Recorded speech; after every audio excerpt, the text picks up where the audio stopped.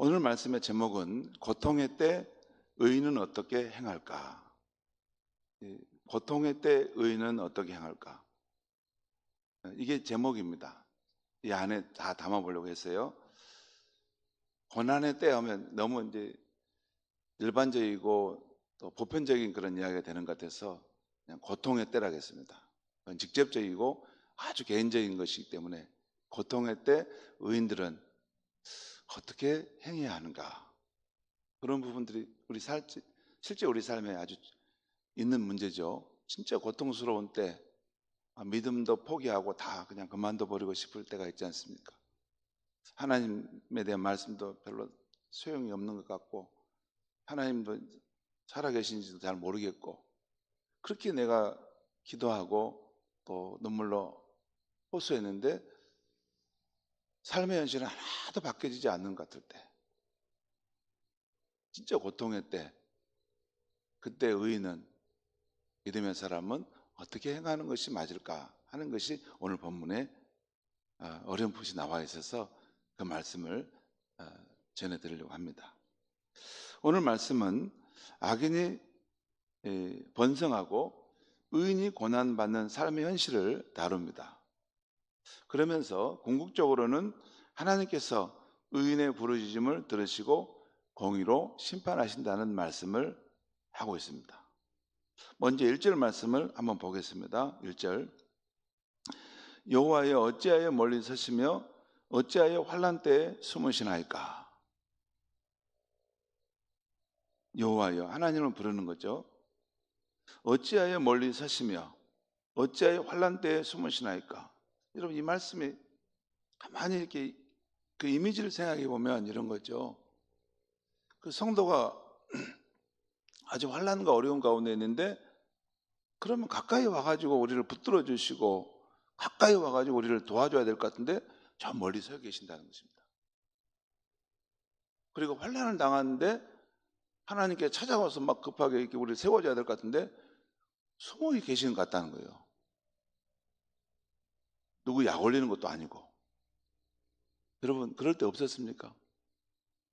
그게 진짜 신앙생활의 모습인데, 그런 생활이 그럴 때 난 한 번도 없었다 하는 것은 가짜입니다. 그럴 수가 없습니다.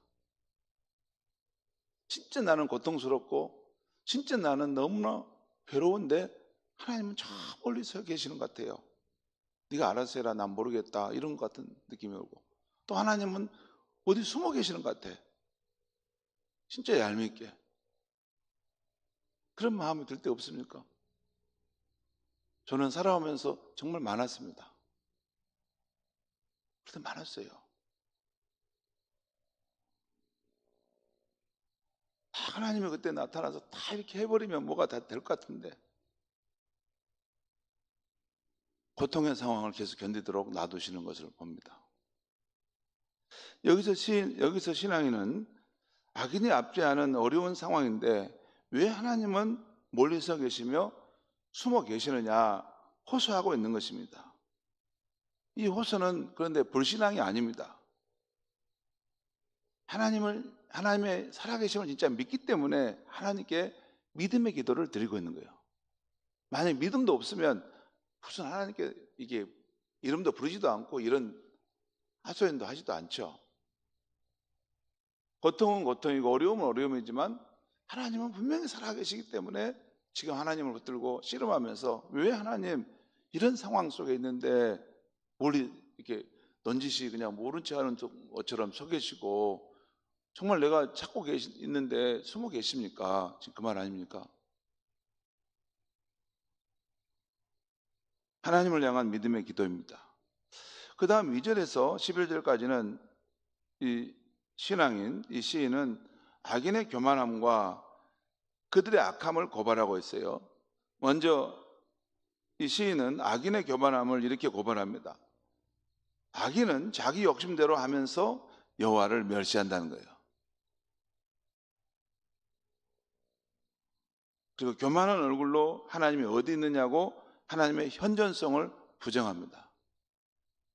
여러분, 신앙생활을 할 때 보면 하나님을 업신여기는 태도가 있다는 거 아시죠? 이름만 하나님을 믿는 것처럼 말하는데 사실 생활 속에서 하나님을 없인 여기는 그런 신앙 부지기수로 많습니다. 부지기수로. 목사도 그런 행동을 하는 걸 나는 봅니다. 그리고 저도 어쩔 때는 그럴 때가 많습니다. 하나님이 그를 믿는 우리에게 성령을 주시고 우리 가운데 성령이 오셔서 함께 하신다는 것을 100% 믿는데도 하나님을 없인 여길 때가 있어요. 하나님 멸시하는 거죠. 그 다음에 교만한 얼굴로 하나님이 어디 있느냐, 하나님의 현존성을 부정하는 것입니다. 하나님 어디 있어? 그런 면이 있다는 거, 악인이 그렇다는 거죠. 여러분, 성경에서 악인은 꼭 이렇게 어떤 이쪽 사람은 악인, 이쪽 사람은 의인 이렇게 말하지 않습니다. 그건 전혀 성경을 자기 방식대로 읽는 것입니다. 성경은 모든 사람이 어느 순간에는 악인도 될 수 있고 또 선인도 될 수 있다는 것입니다. 죄의 유혹이 항상 우리를 사로잡을 수 있는 상황 속에 있다는 거예요. 성령의 능력으로 하나님을 힘입어서 그 죄의 유혹을 물리칠 때 그 사람은 의인의 길을 가고 있는 것이고, 거기에 사로잡히면 한순간에 그 성도도 악한 일을 할 수 있는 것이 그 모습이 성경에서 말하는 악인과 의인의 모습입니다. 자, 그렇다는 거예요. 하나님의 현존성을 보여서 우리 3절, 4절 말씀 제가 거기 읽었죠. 3절. 악인은 그의 마음에 욕심을 자랑하며 탐욕을 부리는 자는, 이것도 악인이죠. 그의 마음에 욕심을 자랑하는 자, 바로 이게 탐욕을 부리는 자죠. 여호와를 배반하여 멸시하나이다. 4절. 악인은 그의 교만한 얼굴로 말하기를 여호와께서 이를 감찰하지 아니하신다 하며 그의 모든 사상에 하나님이 없다 하나이다. 여호와께서 이를 감찰하지 않는다는 말이 무슨 말입니까? 여호와께서, 하나님께서 이런 걸 보시는 분은 아니야. 그건 바쁘셔. 그리고 하나님이 어디 있어? 하나님은 없어. 이렇게 생각하는 사람이라는 거죠. 여러분, 여기는 여호와께서 감찰하지 않으신다, 그의 모든 사람에 하나님이 없다 하나이다, 이 표현에서의 그 사람은 누구냐, 악인은 어떤 사람이냐면 사실 형식적으로는 여호와에 대한 신앙을 갖고 있을 수 있어요. 내용적으로는, 실질적으로는 하나님이 있어봤자 뭐 이런 거 아시겠어? 그렇게 생각하는 그런 불신앙의 모습을 가진 사람을 말하는 것입니다. 그럴 수 있죠. 하나님이 어디 감찰하시오? 자, 그렇게 생각하는 그런 삶의 모습이 있다는 것이죠. 다음은 악인의 악한 삶을 말합니다. 의외로 악인의 길이 언제나 견고하고 하나님의 심판이 미치지 않는 것 같다는 것입니다. 놀랍죠? 악인의 가는 길이 보통 이제 패망해야 될 것 같은데 악인의 가는 길이 언제나 견고하다는 거예요. 그리고 하나님의 심판이 거기까지 미치지 못하는 것 같은 거예요. 그러니까 이게 참 신앙이 힘든 겁니다. 그러니까 의인이 참 이때 힘든 것입니다. 정말 하나님이 바로 곧 즉각적인 그런 심판과 보상이 따르면 하나님 믿는 신앙이 너무 쉽겠는데,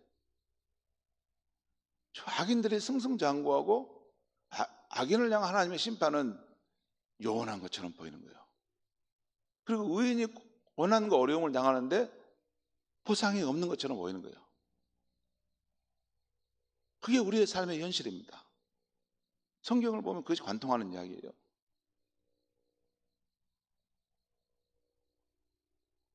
여러분, 사도 바울도 보면 그 사도 바울의 서신서 보면요, 계속해서 사도 바울은 자기 자신을 변증해야 됐습니다. 그러잖아요. 내가 여러분들에게 어떻게 그랬느냐? 내가 사도이지 않느냐? 내가 진실함으로 이렇게 하지 않았느냐? 왜 나를 여러분을 의심하십니까? 왜 전하는 복음이 이게 하나님의 복음이라고 믿지 않습니까? 계속 사도 바울에 보면, 서신에 보면 그걸 변증하는 내용이 계속 나와요. 그 말은 뭔 말입니까? 계속 잡고 흔들었다는 거예요, 그 안에서. 교회 안에서도 그것을 의심하고 믿지 않고 계속 흔들었다는 거예요. 그게 삶의 현실이라는 거죠.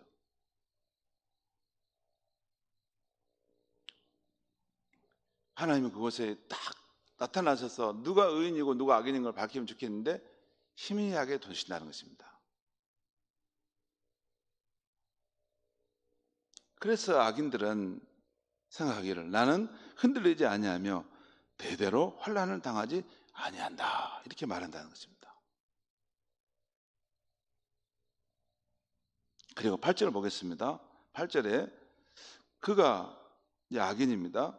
하나님을 믿지 않는, 하나님을 형식적으로 믿는 그런, 그리고 자기가 하나님 감찰하지 않는다고 믿는 그런 사람들이 마을 구석진 곳에 앉으며 그 은밀한 곳에서 무지한 자를 죽이며 그의 눈은 가련한 자를 엿보나이다. 그러니까 은밀한 곳에 숨어서 죄가 없는 무지한 자가 누구냐? 의인이죠.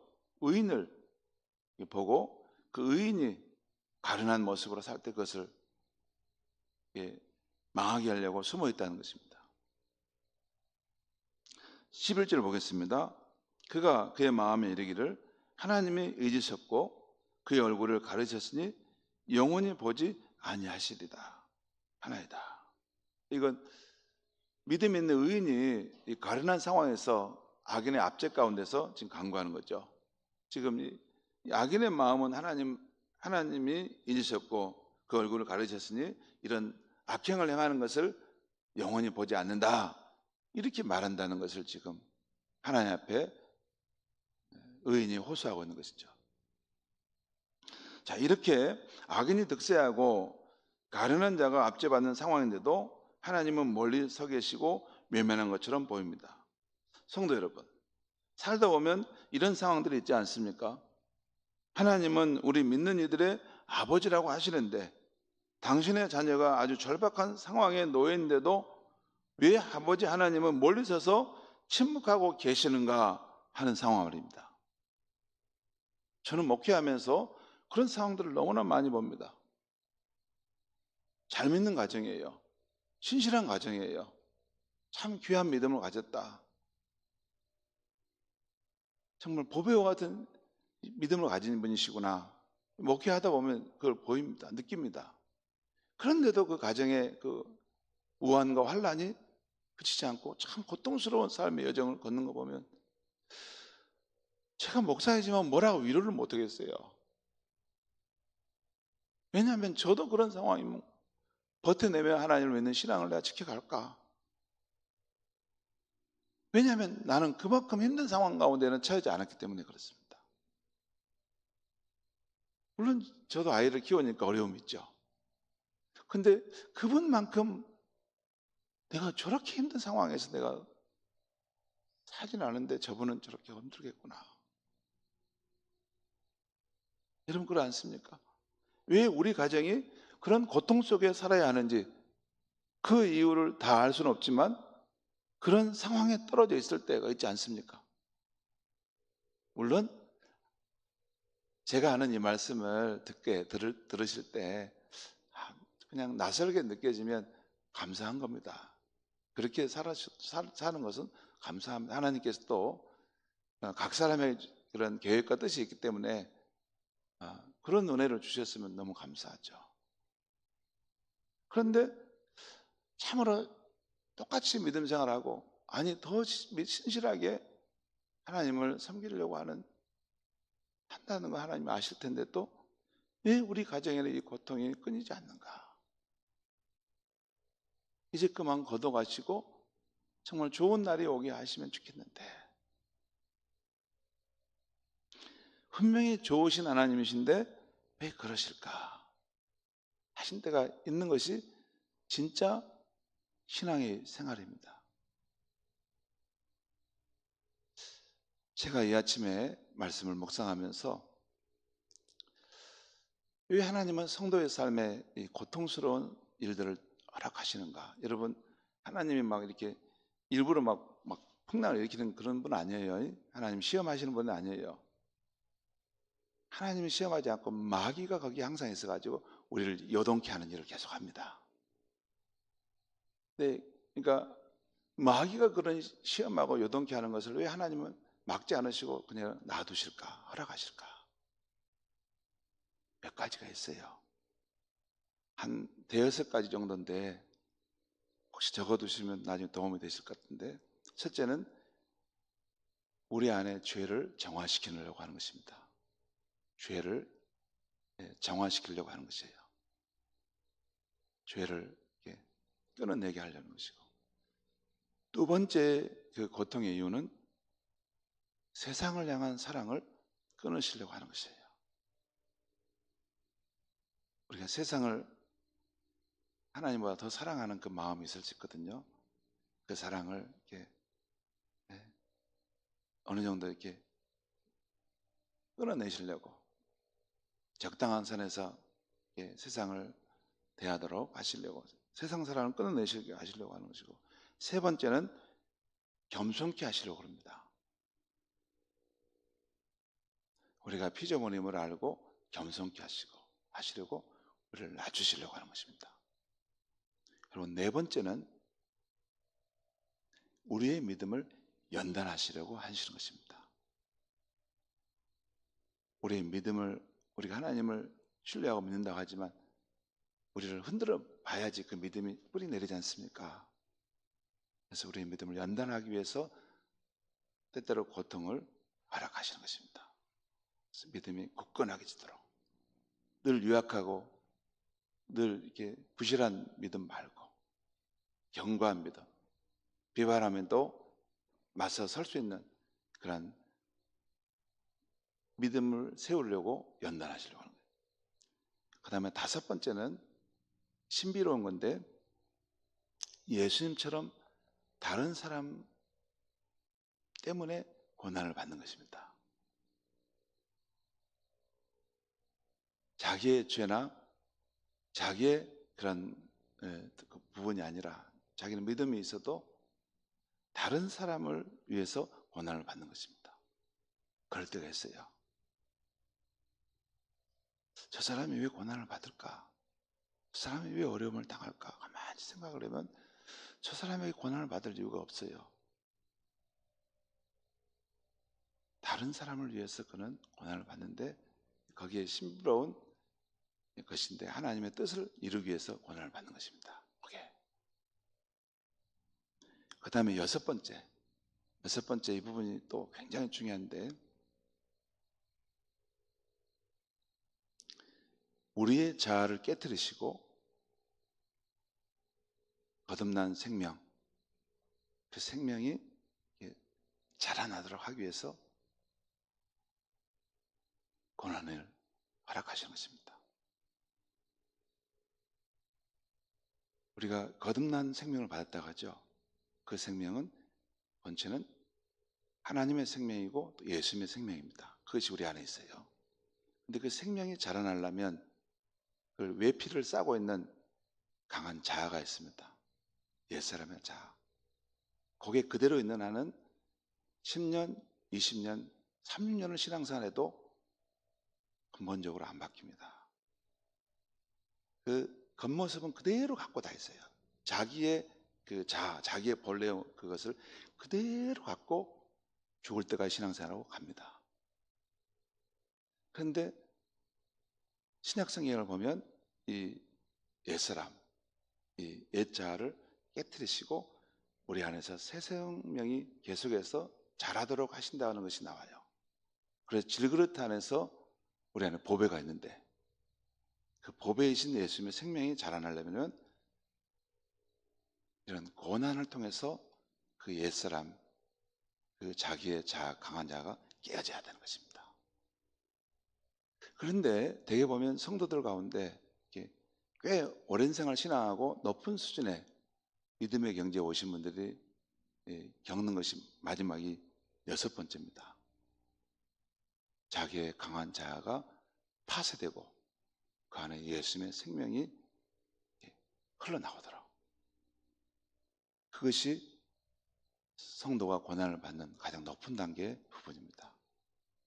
여러분, C.S. 루이스가 순전한 기독교라는 책에서 마지막 4부의 인격을 넘어서라는 그 부분을 다루는데, 가장 중요한 기독교의 목표는 사람들이 와서 예수 그리스도를 믿고 그리스도의 사람으로, 그 생명으로 날마다 성장하고 완성돼 가는 것이 하나님이 예수를 이 땅에 보내신 목적이라고 말합니다. 여러분, 하나님이 보고 싶은 것은 어떤 우리의 모습일까요? 현재 저와 여러분의 이런 모습일까요? 아닙니다. 예수님의 생명이 자라고 자라서 거의 예수님과 같은 모습으로 변화되어 있는 그 사람의 모습입니다. 그런데 그것은 그냥 가만히 평안하게 꽃길만 걷는 신앙생활에서는 절대 나올 수가 없습니다. 그것은 가시밭길, 고난의 상황 속에서 자신의 자아가 부서져야 됩니다. 그것이 깨어질 때 그 안에 진정으로 하나님 아버지를 사랑하고 하나님 아버지와 온전하게 연합된 예수님의 생명이 꽃을 피게 되는 삶이 시작되는 것입니다.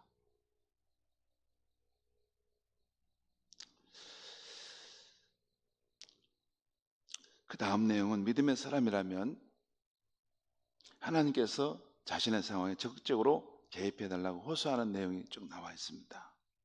하나님 일어나셔서, 하나님 손을 들어서서 이 상황에 개입하셔서 하나님 역사해달라고 기도하는 내용이 쭉 나옵니다.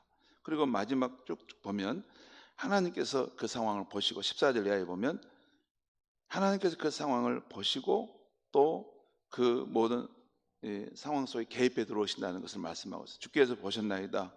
주는 재앙과 원한을 감찰하시고 주의 손으로 갚으러 하시오니 외로운 자는 주를 의지하나이다. 주는 벌써부터 고아를 도우시는 이시니이다. 하나님께서 이 상황을 모두 보고 계시고 또한 이 상황을 들으시고 실제 개입해 들어오신다는 것입니다. 17절도 그러죠.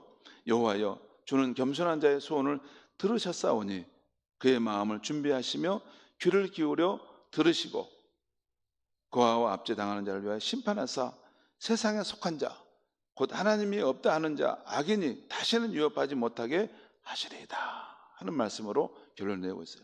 성도 여러분, 오늘 말씀은 의인이 압제받아 가련한 처지에 놓여 있을 때 어떤 믿음을 가져야 하는가를 말씀해 주는데, 그 믿음의 모습은 이렇습니다. 제가 간단하게 정리한 것만 말씀드립니다. 첫째는 이 세상의 현실은 악인이 득세하여 의인을 압제하고 가련하게 하는 그런 때가 꼭 있다는 것입니다. 여기서 악인이라는 것은 꼭 여러분 사람을 말하는 것이 아닙니다. 마귀입니다. 악한 자 안에 역사하는 마귀입니다. 여러분, 우리는 신약시대에는 마귀예요. 마귀. 그 악한 영들이 사람 속에 들어가서 그 일을 행하는데, 그 악인이 득세하고 그래서 의인이 압제받고 가련하게 되는 상황들이 꼭 있다는 것입니다. 그런 상황이 있는 것이 신자의 현실의 삶이라는 것입니다. 늘 오해와 의심과 적의와 적대의 상황이 의인의 삶 가운데는 이것이 따라 붙어 있다는 것입니다.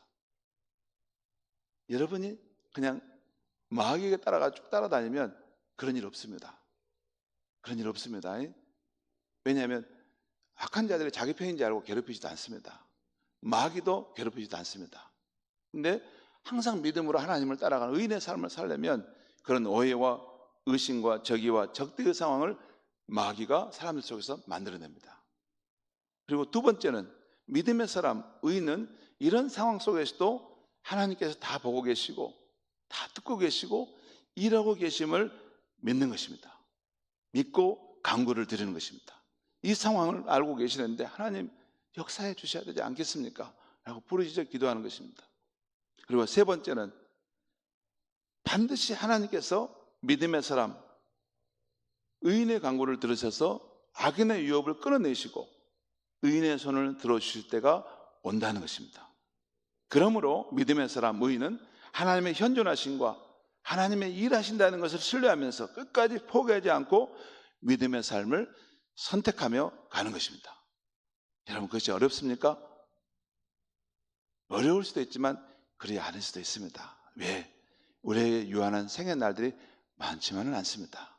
조금만 더 조금만 더 힘들어도 믿음의 삶을 선택해 가시면 그것이 믿음의 완성을 이루고 주님 앞에 섰을 때 주님이 환한 웃음으로 너는 믿음을 지켜냈구나, 우리를 많이 칭찬해 주실 줄 믿습니다.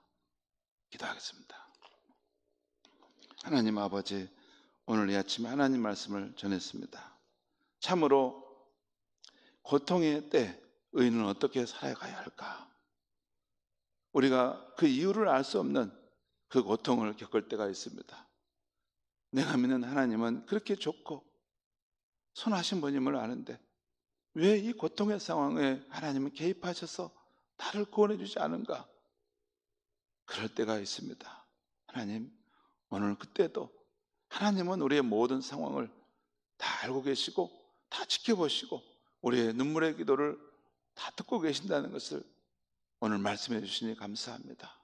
그리고 믿음으로 그 길을 걸어갈 때 반드시 때가 되면 마귀의 그 모든 활동은 끊어지고 그 압제는 사라지고 하나님과 함께하는 평화와 위로와 그 기쁨의 때가 온다는 것을 알고 끝까지 믿음의 길을 선택해 갈 수 있는 사랑하는 우리 성도님들이 다 되게 하여 주시옵소서. 예수님의 이름으로 기도합니다. 아멘.